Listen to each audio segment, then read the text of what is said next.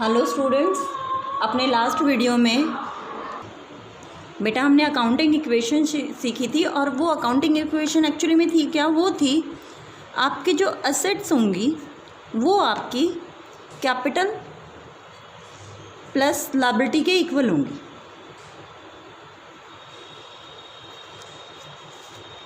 ये आपकी इक्वेशन थी। अगर बेटा मैं इस केस में आपको बोलूँ कि आपकी असेट्स मैं आपको दे दूँ, आपकी लायबिलिटी मैं आपको दे दूँ, बट मैं आपकी कैपिटल नहीं दूंगी, तो क्या आप ये कैलकुलेट कर सकते हैं? हाँ, एक्चुअली में कोई भी फॉर्मूला है, अगर उसमें आपको कोई भी एक आइटम मिस कर दिया जाता है तो आप उसे कैलकुलेट कर सकते हैं by placing the plus and minus item on the required side, you can say. Okay बेटा, तो अगर मान लो मैं आपको यहाँ पर बोल दूँ,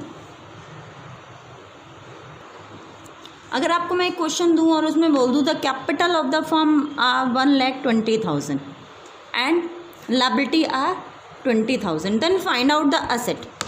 You can add the capital and liability and you can answer that the assets are rupees 1,40,000. Clear? So then that means in case we have asset, then we can find out our capital or liability. If we are having liability and asset, then we can find out capital. If we are having capital and liability, then we can find out asset. मतलब हम इन तीनों में से कोई भी एक चीज़ निकाल सकते हैं अगर बाकी की दो हमें क्वेश्चन में गिवन है तो आपको अगर स्टेटमेंट में आपको बोल दिया जाए कि आपकी ओपनिंग असेट्स, बेटा ये ओपनिंग असेट्स अगर आपको गिवन है क्वेश्चन में, कुछ भी अमाउंट गिवन है, तो आपकी जो कैपिटल और लायबिलिटी होनी चाहिए बेटा वो भी ओपनिंग वाली ही होनी चाहिए। इन केस अगर वो क्लोजिंग वाली होगी तो फिर आपको पहले क्लोजिंग एसेट्स पे जाना पड़ेगा। उसके अकॉर्डिंग अगर आपको कुछ गिवन है क्वेश्चन में कि एसेट्स में से हमने कुछ पार्ट सेल किया या नहीं किया, तो वो आप सॉल्व करके निकालेंगे। अगर कुछ नहीं बोला तो जो आपकी ओपनिंग एसेट होंगी वही आपकी क्लोजिंग हो जाएंगी। इस तरीके से आप बेटा क्वेश्चन सॉल्व करोगे। अब मैं आपको एक क्वेश्चन शो कर रही हूँ बेटा, देखो जरा इस क्वेश्चन में क्या गिवन है। इस क्वेश्चन में गिवन है आपको, if the capital of the business is rupees 1,20,000 and outside liabilities are rupees 20,000, then total asset, calculate the total asset of the business। तो हमें टोटल एसेट निकालनी थी। ये क्वेश्चन मैंने आपको सॉल्व करके दिखा दिया बेटा, आपका सॉल्व भी हो गया। नेक्स्ट क्वेश्चन देखो, if total asset of the business, इस केस में हमें क्या दे दिया? असेट दे दिया बेटा हमें, और असेट हमें बोलिए 1,30,000 के, कैपिटल हमें बोलिए 80,000 की। कैलकुलेट क्रेडिटर्स, क्रेडिटर्स मीन्स बेटा लायबिलिटी। तो आपको करना क्या होगा, क्वेश्चन सॉल्व करने का आपका तरीका क्या होगा? आपको टोटल एसेट गिवन है, ये क्वेश्चन नंबर बेटा आपका 10 है, आपको टोटल एसेट गिवन है क्वेश्चन में 1,30,000 रुपीज़। आपको आपकी कैपिटल गिवन है 80,000 रुपीज़ और आपसे पूछा क्या है? क्रेडिटर्स। आपको फॉर्मूला यही रहेगा बेटा, asset is equal to capital plus liability, assets is equal to capital plus liability. आपकी असेट कितनी है बेटा? 1,30,000। आपकी कैपिटल कितनी है? 80,000। आपकी लायबिलिटीज आपको गिवन नहीं है। I can place 80,000 on the left hand side and it will come in minus term.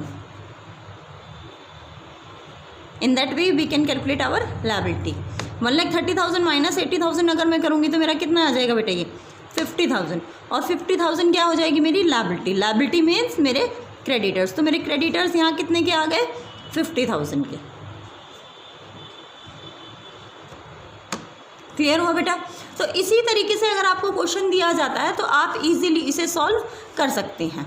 अब मैं आपको आगे दिखाती हूँ बेटा क्वेश्चन, नेक्स्ट क्वेश्चन दिखा रही हूँ मैं आपको। देखो क्या गिवन है क्वेश्चन में।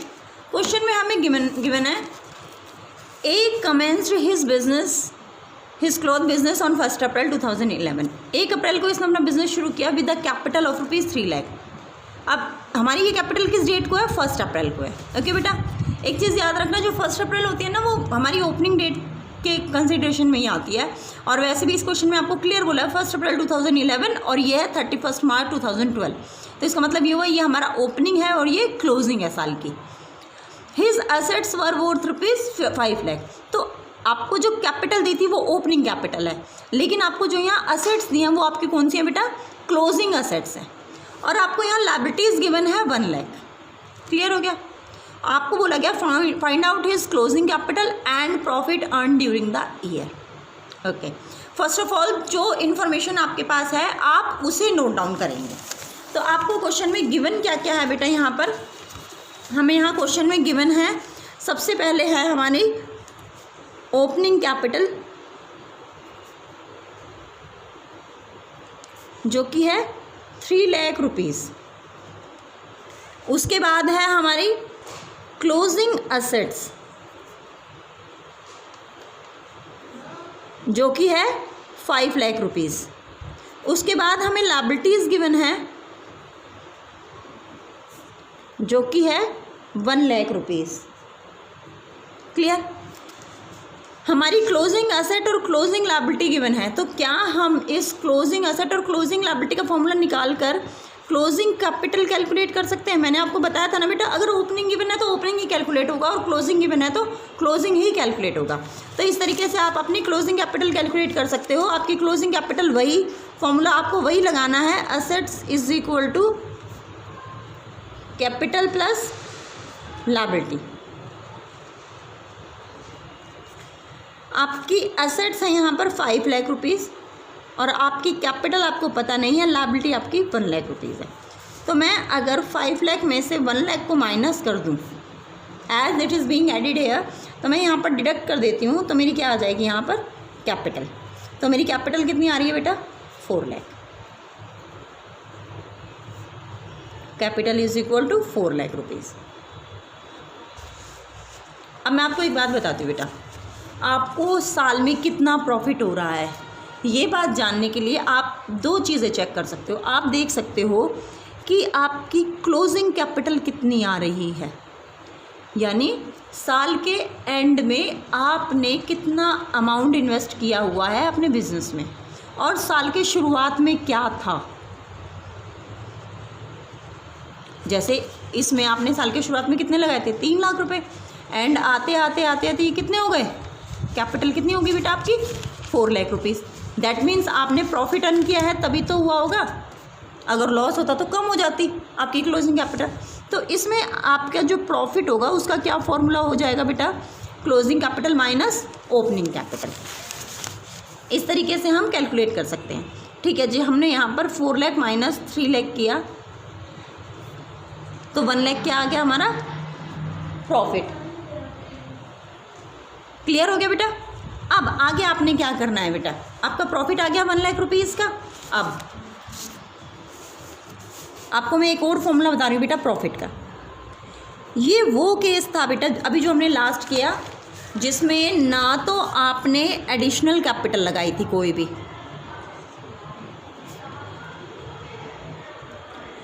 ना ही आपने कोई अमाउंट विड्रॉ किया था। अमाउंट विड्रॉ को हम क्या बोलते हैं, जब अपने पर्सनल यूज़ के लिए अमाउंट विड्रॉ किया जाता है तो हम इसे क्या बोलते हैं, ड्राइंग। ना ही कोई आपकी एडिशनल कैपिटल थी, ना ही आपका कोई ड्राइंग थी। तो उस केस में हमने अभी प्रॉफिट कैलकुलेट किया था। चलो मैं अब आपको एक और फॉर्मूला बताने वाली हूँ। देखो बेटा, अगर आप साल के शुरुआत में जो लगाते हो ओपनिंग कैपिटल लगाते हो, जो भी आपका प्रॉफिट होता है, जो भी आपका प्रॉफिट होता है उसको आप इसमें ऐड कर देते हो, यहाँ लिख देते हो प्रॉफिट। अगर आपने कुछ यहाँ पर ड्राइंग की होती है तो वो आपकी डिडक्ट हो जाती है। ऑब्वियस सी बात है, मान लो मैं 5 लाख रुपए लगाकर बिजनेस शुरू करती हूँ, साल के एंड में मेरा जो प्रॉफिट होगा मैं उसे प्लस करके ही तो अपनी क्लोजिंग कैपिटल बताऊँगी। बीच में मैंने जो निकाल लिया है, जो भी अमाउंट विड्रॉ किया है, मैं उसे डिडक्ट कर दूंगी। इसके अलावा अगर मैंने कुछ एडिशनल लगाया होगा तो मैं उसे प्लस कर लूँगी। अज्यूम करो आपने 5 लाख रुपए लगाकर बिजनेस शुरू किया, साल के एंड में आपको 1 लाख का प्रॉफिट हो गया। आपने ड्यूरिंग द ईयर 20,000 अपने पर्सनल यूज़ के लिए निकाल लिए थे और आपने 2 लाख रुपीज़ एडिशनल भी इन्वेस्ट किए थे।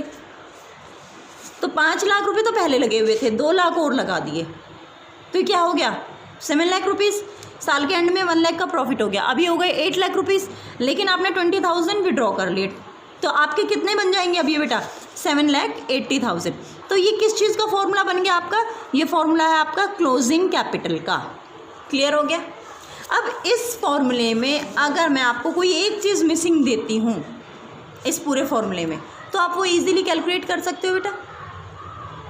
आपको अगर मैं क्लोजिंग कैपिटल कैलकुलेट करने के लिए बोलूँ तो आप ये अप्लाई कर दोगे।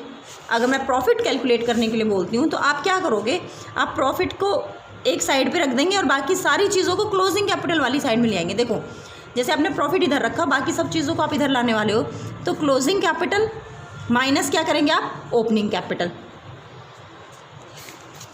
इधर आपकी ड्राइंग माइनस में थी, जब ये इक्वल टू के इधर जाएंगी तो क्या हो जाएंगी, प्लस हो जाएंगी ड्राइंग। जो आपके यहाँ पर एडिशनल कैपिटल प्लस में हो रही थी वो इक्वल टू के इधर जाके क्या हो जाएगी बेटा, माइनस में। तो इस तरीके से आप अपना ना कोई भी क्वेश्चन सॉल्व कर सकते हैं फॉर्मूले में, जो भी एक चीज़ मिसिंग हो उसको देखकर। ऐसे ही आपका ना 12th क्वेश्चन होगा आपका यहाँ पर। क्लियर बेटा। ये डी के गोयल की बुक है, डी के गोयल की बुक में जो 12th क्वेश्चन है आपका सेम इसी तरीके का आपको एप्लीकेशन मिलेंगी। आप इस क्वेश्चन को सॉल्व करके देखिए, यही एप्लीकेशन लगा कर बेटा। इनकेस अगर आपको कोई भी प्रॉब्लम होती है तो आप मुझे बताएं कमेंट करके। थैंक यू बेटा।